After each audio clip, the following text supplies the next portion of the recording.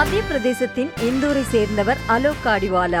இவர் ஒரு அஞ்சல் தலை சேகரிப்பாளர். இந்தியாவின் விடுதலை போராட்டம் தொடர்பான அஞ்சல் தலைகளை சேகரிப்பதை இவர் மிகவும் ஆர்வமாக செய்து வருகிறார். அது மட்டுமன்றி இந்தியாவின் சுதந்திர வேட்கையை வெளிப்படுத்தும் 1000க்கும் மேற்பட்ட தபால் தலைகள் இவரிடம் உள்ளது. 1947ஆம் ஆண்டில் இருந்து வெளியான அஞ்சல் தலைகளை இவர் தன்வசம் வைத்துள்ளதாக கூறுகிறார். இதில் பெரிய ஆச்சரியம் என்னவென்றால், மகாத்மா காந்தி அணிந்திருந்த ஒரு ஜோடி கண்ணாடிகள் இவரிடம் உள்ளதாக அலோக் காடிவாலா கூறுகிறார்.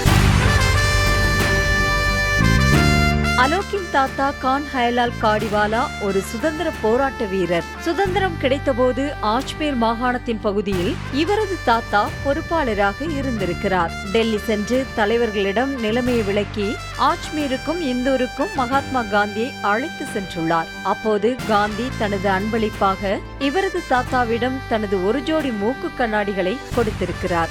அது இப்போதும் தன்னிடம் உள்ளதாக அலோக் காடிவாலா பெருமை பொங்க கூறுகிறார். அது மட்டுமல்லாமல் சுதந்திர போராட்டம் தொடர்பான நாணயங்கள், புகைப்படங்கள் எக்கச்சக்கமாக தன்னிடம் உள்ளதாகவும் அலோக் கூறுகிறார்.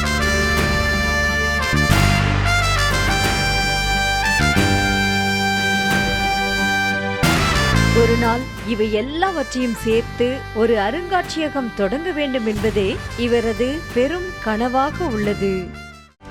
செய்திகளை உடனுக்குடனும் துல்லியமாகவும் தெரிந்து கொள்ள சப்ஸ்கிரைப் பண்ணுங்க.